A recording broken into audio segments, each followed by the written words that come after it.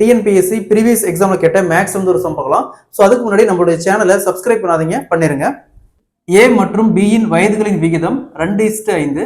4 ஆண்டுகளுக்கு பிறகு அவர்களின் வயதுகளின் விகிதம் 4:9 எனில் ஏயின் தற்போதைய வயது என்னன்னு கேட்குறாங்க. இந்த சம் 2022 டிஎன்பிஎஸ்சி எக்ஸாமில் கேட்டிருக்காங்க. ஸோ ஏ பின்னு 2 பேர் இருக்காங்க. அவங்களுடைய வயதுடைய விகிதம் ரேஷியோ பார்த்தோம்னா 2:5. ஸோ நம்ம இதை 2x எடுத்துக்கலாம், வகுத்தல் 5x எடுத்துக்கலாம்.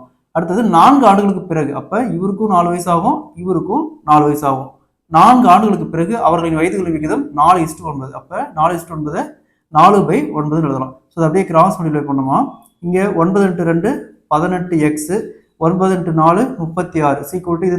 ஸோ இங்க 5x × 4 20x plus 4 × 4 16. நெக்ஸ்ட் இந்த 18x இந்த பக்கம் வந்துட்டு இந்த 16 இந்த பக்கம் போச்சுன்னா, ஸோ இங்க 36ல் 16 போச்சுன்னா 20 சீக்குவல் டு இங்க 20xல 18x போச்சுன்னா 2x. ஸோ 20 2ஆல் கேன்சல் பண்ணா 10 சீக்குவல் டு x.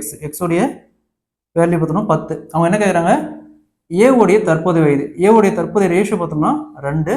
அப்போ 2 × இங்க 10 சீக்குவல் டு 20. ஏ உடைய தற்போதைய வயது என்னன்னா 20.